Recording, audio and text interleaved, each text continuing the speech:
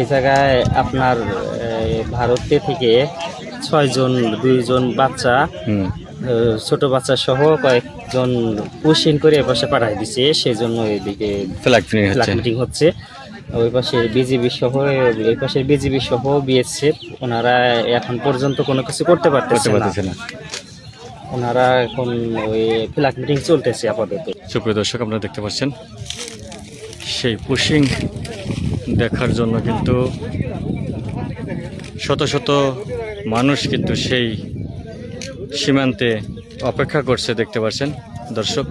এই যে পুশিং আছে, ছোট ছোট বাচ্চা নিয়ে যেভাবে আছে এভাবে তো খুব করুণ অবস্থা। এখন কি দেখে তো দুঃখ লাগে, ঠিক আছে, আর কি করি, তাও কিছু খাবার টাবার আর কি দিতেছি, আর কি বলবো। এটা তো ঠিক না, তবে শুনতেছি যে এটা বাংলাদেশি মানুষ নাকি। আমি এখানে কালকার থেকে আছি। এই যে ছোট ছোট বাচ্চা, 2টা বাচ্চা আছে, অসুস্থ হয়ে পড়ছে। ওই লোকগুলো অসুস্থ।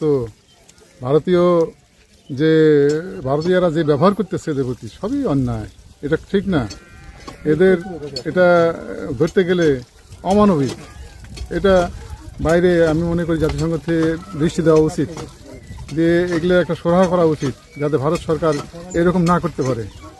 আমি মনে করি যে সম্পূর্ণ অবৈধ, অনিয়মভাবে এগুলো করতেছে ভারতের বিএসএফ যে পরিমাণ যেভাবে ওরা ব্যবহার বিধি করে সবই অনিয়ম।